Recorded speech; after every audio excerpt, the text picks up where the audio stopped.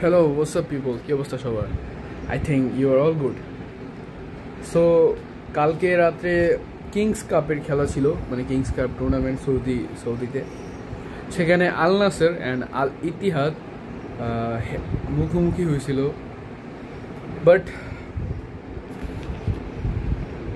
আল নাসর ফার্স্টে এক গোলে পিছিয়ে যাওয়ার পরে আরেক গোল রোনালদোর অ্যাসিস্ট ছিল না, মানে আল নাসর 1-1 গোল ছিল হাফ টাইমের সময়।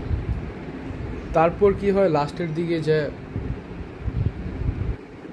আল ইতিহাদ স্কোর করে ফেলে অ্যান্ড 2-1 আল ইতিহাদ নেক্সট রাউন্ডে চলে যায় অ্যান্ড আল নাসর অফিসিয়ালি এই টুর্নামেন্ট থেকে নক আউট হয়ে যায়। অ্যান্ড রোনালদোর মুখোমুখি হয়ে আল ইতিহাদের ক্যাপ্টেন কারিম বেনজেমা স্কোর করছে। আমি জানি না রোনালদোর আর কয়দিন লাগতে পারে সৌদি প্রো লিগে, সৌদিতে একটা অফিসিয়াল ট্রফি নিতে। I don't know, I think এই ট্রফিটা এই বছরই হবে, 25-26 সিজন। এই সৌদি প্রো লিগে এখন 1 নম্বরে আছে, টেবিল টপার, 18 পয়েন্ট আছে আল নাসরের।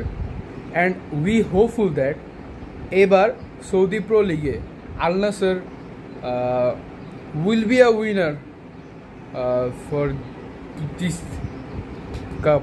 অ্যান্ড সো এই ওয়ার্ল্ড কাপ সিজনে রোনালদো অ্যাটলিস্ট একটা অফিসিয়াল কাপ ট্রফি নিতেছে সৌদিতে।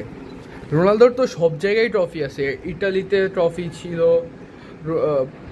মাদ্রিদে তো তার সেরা টাইমই গেছে, ইউনাইটেডে সকল ধরনের ট্রফি আছে, ইউসিএল, এফএ কাপ থেকে এভরিথিং। 8 সালে যা জিতছে, পর্তুগালেও তার ট্রফি ছিল। শুধু জাস্ট সৌদি প্রো লিগে এখন পর্যন্ত রোনালদো কোনো ট্রফি, অফিসিয়াল ট্রফি নিতে পারেনি। Very bad luck for Ronaldo. And গতকাল এসি মিলান আটালান্তার সাথে ড্র করছে। আই ডোন্ট নো কেমনে, বাট এসি মিলানের ওই জিতা উচিত ছিল। আই থিঙ্ক এবার এসি মিলান ট্রফির জন্য খেলবে, কারণ তাদের স্কোয়াড ডেপথ খুবই ভালো। লুকা মদ্রিচ নিছে, বেস্ট পারফর্ম করতেছে লুকা মদ্রিচ। অ্যান্ড আমি চাই অ্যাটলিস্ট যদি মদ্রিচ